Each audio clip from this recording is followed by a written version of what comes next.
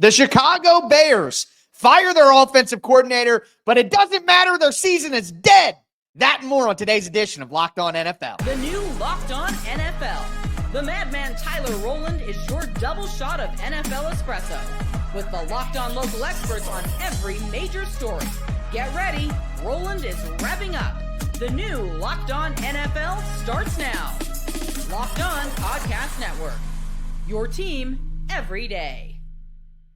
Football fans, welcome in to the Locked On NFL podcast, bringing you a double dose of the NFL's biggest stories with help from our local experts that know your favorite teams like no one else. I am your host, the madman, Tyler Rowland, joined today, as I am every Wednesday, by the brain, Locked On NFL expert Luke Braun. On today's show, we are going to declare some team seasons dead. We're going to tell you who has no shot to make the playoffs. We're going to talk about two teams on the bubble in the Seahawks and the Bengals. And we're going to talk about two pieces of news that happened in the last 24 hours in the NFL that basically kill seasons for the Chicago Bears and the Dallas Cowboys. Before we dive in, do want to let you guys know that today's episode is brought to you by FanDuel. Make sure you start the second half of the season with a big return on FanDuel. New customers can place a $5 bet and get started with $150 in bonus bets. If you win that first $5 bet, visit FanDuel.com to get started. Luke, the Chicago Bears fire offensive coordinator Shane Waldron. I don't care. Their season is dead. Do you feel different?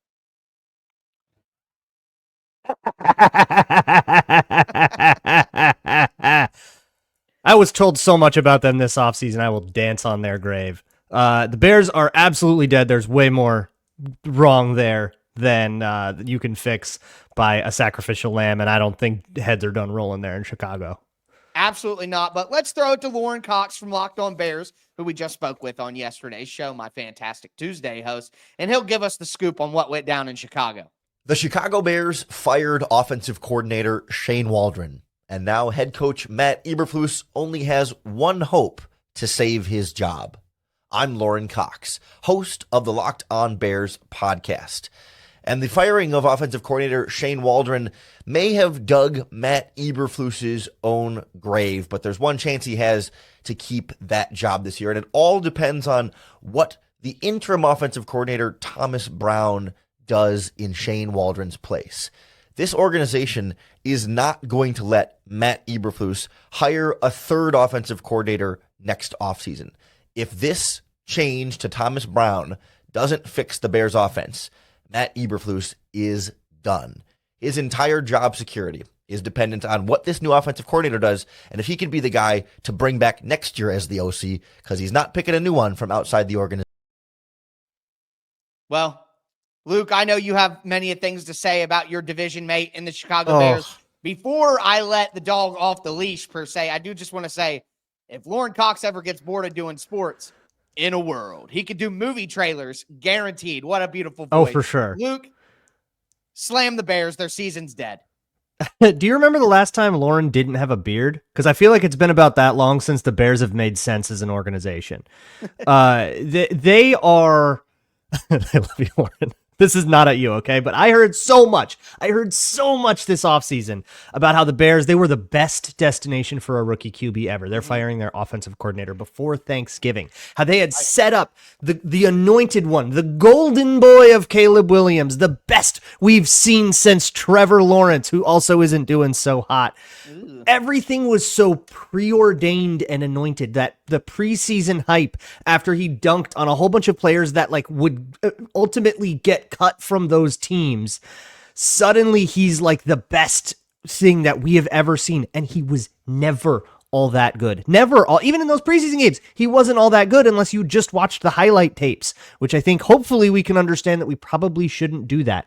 There are so many more problems in that Chicago offense than just changing the signal caller can change. There were issues with Shane Waldron. I'm not saying this was like the wrong guy to get rid of or anything. I'm saying it's woefully insufficient. You have effort issues. You have mentality issues.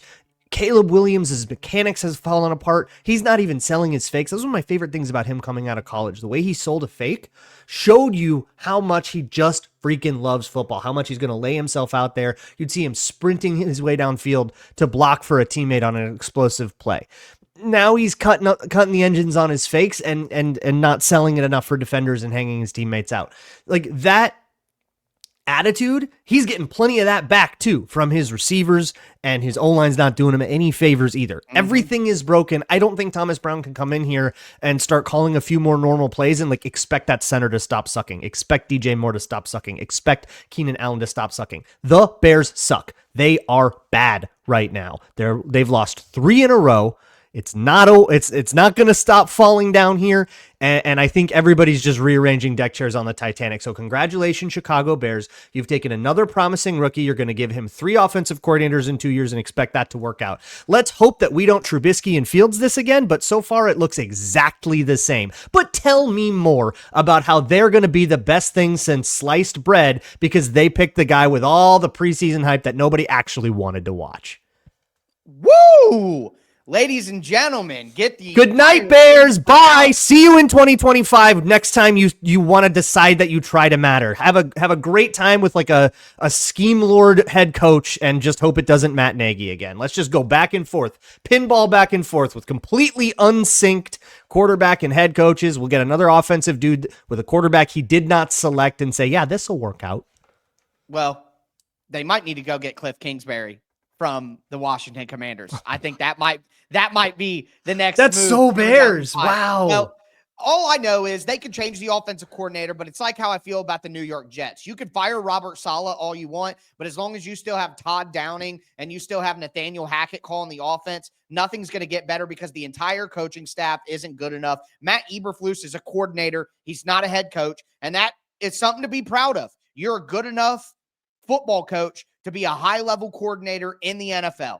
Great for you, but not everybody is head coach material. And when you have reports coming out that certain players want Caleb Williams benched and, all these other things, like at the end of the day, there's a culture problem in Chicago, and firing an offensive coordinator and promoting somebody from within isn't going to fix things, even if I think Thomas Brown got a raw deal in Carolina. But the Bears aren't sacrificing the a lamb while the volcano explodes above you. It's a final too late, man. From a dying the gods are angry.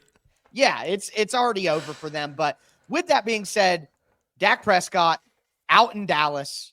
He's going to be out for the season, already confirmed. Luke, the only reason I'm bringing this up is because I want to establish that another team is dead. I don't want to talk about the Cowboys anymore. And the fact that they're playing Cooper Rush instead of Dak Prescott is a fireable offense in of itself from another dying man and Mike McCarthy. You mean Trey Lance? Yes, Trey Lance. Who did I say? I mean, you said Dak Prescott again, but you meant. I knew what you meant.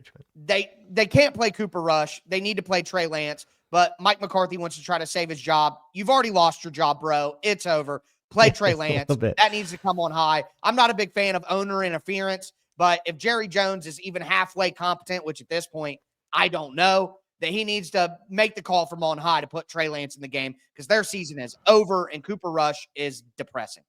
I don't care what the Cowboys do at quarterback. It's not going to matter to their long-term future, and neither of these guys is going to be starting for them in 2025, so you play whoever you want. The NFC East is a 2-team race, and those 2 teams play on Thursday. It's very over, and I think, I think with the way that this season is going and the attitude Jerry Jones has, now he's fielding questions about the sun in his stadium again. He's mad enough where people are going to start getting fired, and I think McCarthy has kind of teetered on that for long enough, especially after the way that last season ended, coming out and basically laying an egg.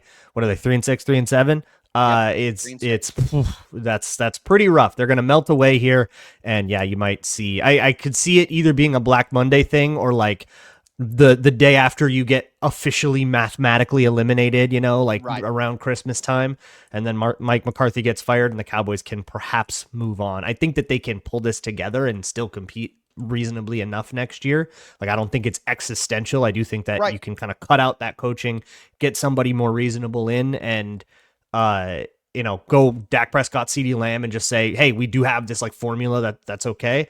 But I do think that the Cowboys have underperformed for a little too long. Yeah, if you see a cowboy and a bear fighting in the woods, don't help either because they're both dead. That's the moral of the story. It's probably January because then they're not playing in playoff games. Absolutely. But there are other teams who might be dead on arrival at this point. We're going to discuss Locked On NFL, part of the Locked On Podcast Network, your team every day. Today's episode is brought to you by FanDuel Sportsbook. Look, guys, you could start the second half of the NFL season on FanDuel right now. It's America's #1 sportsbook, and new customers can bet $5 and get $150 in bonus bets if you win. The FanDuel Sportsbook app gives you everything you need to place live bets on the NFL all in one place. So when you get a hunch in the middle of a game, you can check out the latest stats, you can view live play-by-play, and so much more on the same exact page where you place your bets. Make sure that you visit FanDuel.com to join today. Again, you're going to get started with $150 in bonus bets if you win your first $5 bet. It's that easy. Make sure that you go to FanDuel.com. Never waste a hunch and make every moment more with FanDuel, an official sportsbook partner of the NFL. Today's episode is also brought to you by Prize Picks. Look, Prize Picks makes daily fantasy sports as simple and as fun as possible. I love FanDuel because all you have to do is pick 2 to 6 players and say more or less. It's really that easy. Think about Patrick Mahomes, 1.5 touchdown passes. Travis Kelce, 59.5 receiving yards. Jamar Chase, 79.5 receiving yards. Saquon Barkley, 79.5 rushing yards. Again, you pick 2 to 6 players and you say more or less. Download the Prize Picks app today. Use the code LOCKEDONNFL to get $50 instantly after you play your first $5 lineup. Download the Prize Picks app. Use the code LOCKEDONNFL to get $50 instantly after you play your first $5 lineup. It's Prize Picks. Run your game. All right, Luke, let's continue today's edition of the Locked On NFL podcast. It is somewhat of a funeral edition of the Locked On NFL podcast. We have pronounced the Chicago Bears and the Dallas Cowboys dead, but there are 2 teams right now who I would consider zombies, maybe even ghosts. They're hanging on for dear life with unfinished business. Will they be able to finish things off and turn things around? It's the Seattle Seahawks and the Cincinnati Bengals. We're going to talk Bengals here to kick things off. They sit at 4-6 in the AFC. They're 1 spot out of the final AFC wildcard spot with the Denver Broncos. They have the Chargers this week, who are 2 spots ahead of them. They have the Broncos in a couple of weeks, who's obviously going to be fighting for that same spot. Can the Bengals turn this around? We'll see what our guys from Locked On Bengals have to say about that. Yeah, I think if this team does not make the playoffs, and even at 4-6, I'm confident in saying this, there will be significant changes to the staff because it's back-to-back years without making the playoffs. It would be a significant step back from where expectations certainly are with Joe Burrow. And Joe is playing at an elite level. You lose Brian Callahan, he's still playing at as great as we've ever seen, right? I've seen him play. Jamar Chase is the best receiver in the league. And so when you take those things into account, and it's like, all right, well, they should be winning games, and they haven't been. Do you think the Bengals can turn it around, Luke? Might be a little bit too little too late in that AFC as they sit at, what is it, 4-6? Yep. And looking at what they have coming down the pipe, right? Chargers, that's no gimme. Steelers, certainly a difficult one. Probably a dying Cowboys. Yeah, probably a dead. Then they get a little bit of a run, right? Cowboys, Titans, Browns. If you can 3-0 that, and those are 3 teams that'll be well dead in the water by December when you play them. Beat the Broncos, go to the Pittsburgh Steelers, and probably have like a winning in. It feels really hard. It feels like you need to basically play perfect football. Like you can't get in your own way at all once ever again. I'm actually really surprised though to hear James say that they're thinking about like changes and stuff. But I guess, yeah, like what is the excuse for the Bengals and for Zach Taylor if it does go south again? It's not like this was another Joe Burrow injury year. That was the excuse last year, and it was totally fair. It doesn't get easy. I don't know. It's hard. It's hard. Chase has to be paid. They wasted this time. T. Higgins is probably going to be gone. What are they going to do? Franchise tag him again? I don't think they are. I think they're letting him walk. $1 million. Yeah, they can't do that. So like they have wasted the opportunity that they had before paying those guys. And I think more than, blaming the coaches for things not working out, it would be a frustration move of, we had this window and you guys couldn't get things back on track. So we are going to make change for the sake of change by an impatient ownership group. That's what I think it would really be more than anything. But I think this is a must-win game for the Bengals. They have to beat the Chargers this week. If they drop to 4-7, I think they're all lose to another AFC wildcard contender, it's over. It's absolutely over. How many losses can you afford in the AFC? Right, you're 9-8. You making the playoffs? Seven at max. Yeah, 10-7 is getting in the playoffs. Yeah, so you're maybe if 9-8, maybe you can get some tiebreakers and get a 7 seed or something like that. Travel to Buffalo, and that's going to be tough. So I don't know. It's like there's no margin for error anymore. You've used up all your margin for error. Maybe that's the way to put it for the Bengals. Is it over? No, but you kind of have to ace it from here on out, and that's really hard. Well, if anything, if they do make changes, they need to find a way to get off to a better start, because every year of the Joe Burrow experience, that Cincinnati gets off to a terrible start, and then they're trying to play from behind at the end of the year, and this is what can happen when you do something like that. So with that being said, I think the Bengals are still alive, but it's a must-win game this week. Now we move over to the NFC, the Seattle Seahawks.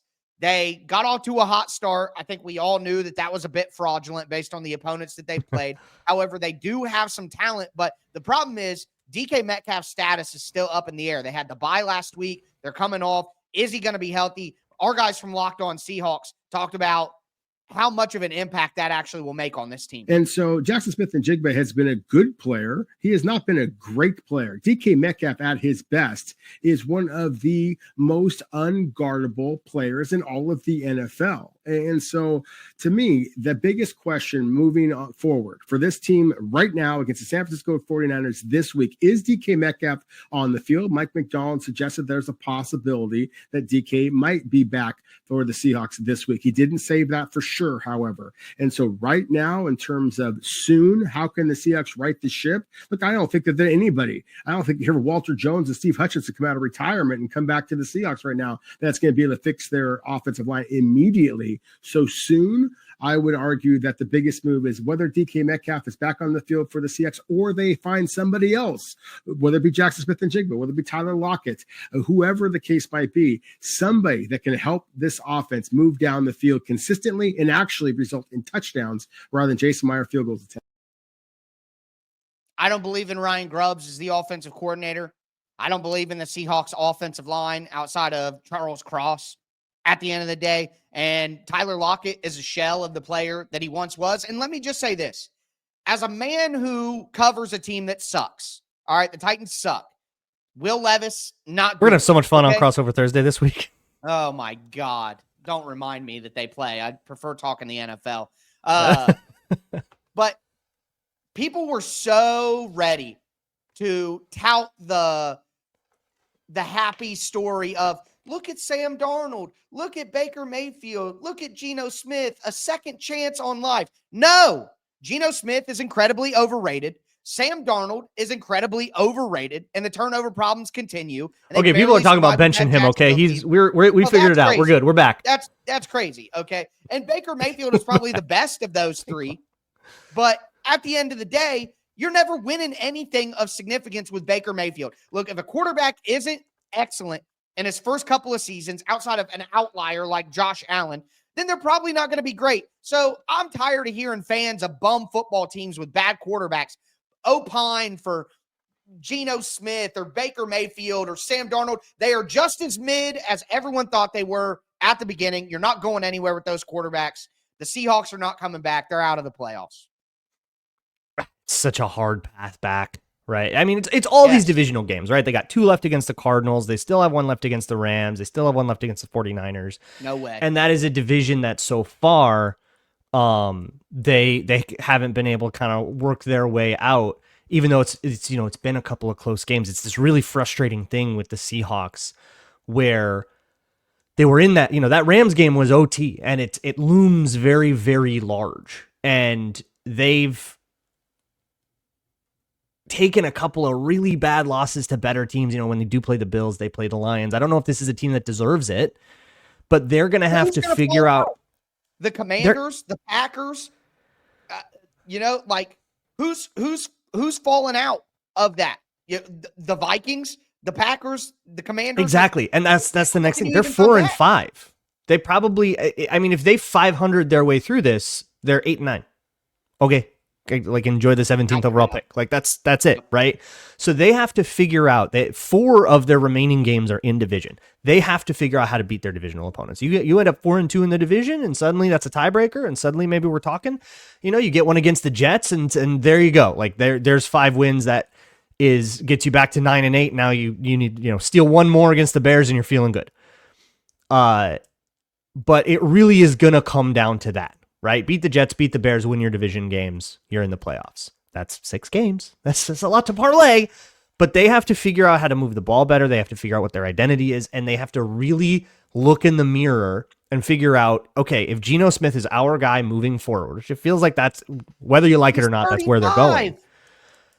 If he's their guy for the next couple years, they have to look in the mirror and say, okay, then what is this offense? What does it become? And I fear that the Seahawks are careening toward a world where they like trade DK Metcalf and say, all right, let's go draft a QB. Let's trade a guy for a draft pick. Let's go back into, this sort of like rebuilding rat race that all these other teams are in. I fear that's where they are headed unless they can pull some out. So it's like they're really behind the 8 ball and they really kind of need to find their way out of it. Luke, they're already there. But with that being said, there's a lot of teams out there who they're not even looking at a chance to get back in things. We are going to hold a funeral here and pronounce some teams dead to end today's show. It's Locked On NFL, part of the Locked On Podcast Network, your team every day. If you want to save a dying franchise, you need to do it on the Ultimate Pro Football GM app. Remember our great partner? Well, they're back. And they've added a new amazing game mode that I have to tell you about. The game gives you a chance to step into a football franchise GM shoes and lead it to glory. Now they also have a head coach career mode. So on top of building your dynasty, you also get to call offensive plays during the games as well. You probably have the app installed. Make sure that you update it. If you don't, you need to download it right now. It's the Ultimate Pro Football GM app. It's completely free, has no ads, is 100% playable offline. And here's a special offer for Locked On NFL fans. Use the promo code Locked On NFL, all caps, inside the game store to receive a free boost to your franchise. Make sure to get it, and the perk will really help you jumpstart your dynasty. To download the game, just visit ultimate-gm.com or just look it up in the App Store. It's the Ultimate Pro Football GM app. Start your dynasty today. All right, Luke, let's cap off today's funeral edition of the Locked On NFL podcast. We have pronounced the Chicago Bears and the Dallas Cowboys as goners. I think that the Seattle Seahawks are dead in the water as well. Cincinnati barely clinging on to life. They're in that ghost purgatory area with unfinished business. But there's quite a few teams out here, Luke, who I think are they're just absolutely done. Like it's over. We can call a few of these flatline. There is no path to success, and there may be some that you push back on. But I'm ready for that, okay?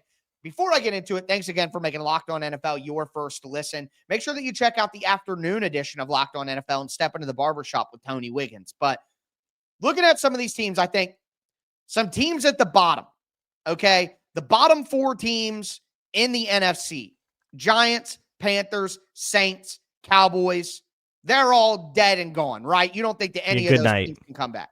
Okay. And will we go 4-4 on coach firings there? Because I don't know if Dave Canales is long for this. He might be a one and done. Mike McCarthy we talked about. Dennis Allen's already out. They can't. I know that the Giants said that they're going to keep Dable and Schoen around, but they can't do that. They got to fire Brian Dable, and I think they will. They could try their way out of the Daniel Jones contract and call that the thing. Okay, we did it. Yeah, we fixed it. That's the big change. Hey, we're going to go away from Daniel Jones. But the Panthers cannot fire Dave Canales. They can't. Like, what coach of any quality? They already had this problem. They had to hire Dave Canales because none of the coaches that were actually worth a darn wanted to be there because Tepper's insane. They can't make that point proven even more by firing Dave Canales after one season. They can't do that. The Saints already did it. And yeah, I think we talked about this earlier. I think Mike McCarthy, who's on the last year of his contract, will be fired by the Dallas Cowboys. Oh my so God, that's he's 4 coaching for in a 4. contract year too. Like every Yes. single, God dang it, Cowboys, be normal. Good Lord. It's over. They can't, and that's by design from Jerry Jones. On the AFC side, I'll say the bottom 7 teams in the AFC are screwed, in my opinion. Obviously, Jags, Raiders, Titans, Browns, they're done. Yep. They all have 2 All wins. Dead in the water, done. Even if And they then pull you it have- together, that's too far to climb out. Yeah. It's too far. Yeah. And then you have the 3-win teams, the Patriots, the Jets, the Dolphins. I'm sorry, but they're all dead too. Like I talked about this on the AFC squad show that we did about the Dolphins. And, some people were trying to say, hey, maybe the Dolphins aren't quite dead yet. They are absolutely dead. Luke, do you disagree with that? Maybe. If there is ever going to be a zombie team, right? They are dead right now, but can they come back to life? Because they get Raiders, Patriots, Packers, Jets, Texans, 49ers. Like, that's kind of soft. No way. They're 3-6. They're 3-6, which means they have to go 10-7, in my opinion, to make it. All right. Yeah, I'm saying that kind of maybe. Well, that means 2 against the dead Jets. They get the Browns. They get a Patriots. Like, that division is so weak. They're already done with their Bills games. I think maybe the Packers are the best team left on their schedule, and like they just beat a Rams team that I think is better. Packers in Lambeau at the end of November. That's true. That's tough for a warm weather team. And then they go to the Texans, and I get the Texans haven't played their best football, but I am not having the Dolphins beating the Texans, who are a much more physical team. And then they play the 49ers. There is no way that the Dolphins are winning 2 of those 3 games. I refuse to believe it. And if they don't win 2 of those 3 games, they can't come back. No, that's what has to happen. Maybe it's possible. Although I don't believe in Tua. I'm talking maybe these guys come in as a 7 seed and go die to whoever's the 2. Maybe they go die in Buffalo again like they did a couple years ago. I think that's probably the ceiling here because they're going to have to go play on the road in the playoffs either way. The Bills will sleepwalk to the AFC East. Right. But just the softness of the schedule remaining, I think perhaps there is an opening there, but kind of like Cincinnati. I put them in the same spot as Cincinnati where you kind of have to ace it from here on out. But if you do have it in front of you. Okay, so 11 teams we agree on here. 11 teams at minimum. The Jets, Patriots, Browns, Titans, Raiders, Jags, Giants, Panthers, Saints, Cowboys are all dead in the water. That's probably your top 11 draft picks, right? Even though the Bears are 4-5, we both think that the Bears are dead because they're just incompetent as an organization right now. So that leaves outside. Unless Lauren's right and Thomas Brown comes in and like has the magic skeleton key to suddenly make like a really bad right guard good and a really beat up offensive line and make Keenan Allen fast again. Like, yeah, there's a lot more wrong. So, but unless he has that and it's like a Cam Cameron thing with the Ravens that 1 year, but otherwise, I think they're falling way too far behind. They're probably going to be last in their division, to be honest. So the other teams that aren't in the playoffs right now, the 4-6 Buccaneers, the 4-5 Rams, the 4-5 Seahawks, the 4-5 Bears, the 4-6 Bengals, the 3-6 Dolphins, the 4-6 Colts, the 5-4 49ers. Are there any of those teams? Well, Bears, we feel that, but technically, are there any of those teams that you feel very, very confident either make the playoffs or absolutely are not making the playoffs? I can't quit the 49ers. I feel like they are capable of rattling 6 off in a row and totally changing their outlook on the season. And at 5-4, they're not even that far out of it anyways, if they are at all. Yeah. The Bucs might be a little bit too hurt. I think everybody else on that, you're looking at like maybe one of these teams sneaks into the 7 and you're picking, like if I were to say pick the field and say, man, one of those 6, but I don't have to pick which one, I would maybe feel better about that. But I don't know how confident I can be about any of them individually. I got to tell you, I don't think that a wild card spot is possible in the NFC. I think the wild card is over. It's going to be one of the Commanders and Eagles, whoever doesn't win the division. And then one of the other spots, whether it's the Vikings or the Lions, is going to be taken up by the loser. And then I don't think someone's falling off in that NFC. It's like someone is going to just like fall apart. It will happen. It might be the Vikings. The only odds for me are the Falcons 6-4 in the South. Maybe the Buccaneers make a run and catch them. And then the Cardinals in the West. Swept. the only things, right, the only thing that could possibly change in the NFC, in my opinion, is the South or the West. Like, those are the only, and to me, it's the West. The Cardinals could come back down to earth, and the 49ers could make a charge going forward. And outside of that, I don't see any change in the NFC coming anytime soon. Yeah, and I think it's wild card positioning, right? And all it takes is one weird skid, one QB twisted his ankle and missed 2 games kind of deal to totally change the shape of that. But it's really hard for me to look at that pool and figure out who it's going to be. And that maybe means that, we don't get to feel that great about any of them. Maybe the Rams. I could see the Rams making a surge. I kind of just always believe in Matt Stafford. Yeah, they're 4-5 right now, so it's not out of the realm of possibility. But for my money, I'm going to say if there's any change in the NFC, it's that San Francisco catches Arizona and finds a way probably to take feels that like the division. easiest, But yeah. Yeah, that's probably the likely path. But with that being said, that is going to do it for a funeral edition of the Locked On NFL podcast today. It's dark and cloudy outside for the Locked On NFL podcast on today's show. But that's going to do it for me, the Madman Tyler Rowland, and my co-host, the Brain, Luke Braun. As I tell you guys every single episode, stay safe out there.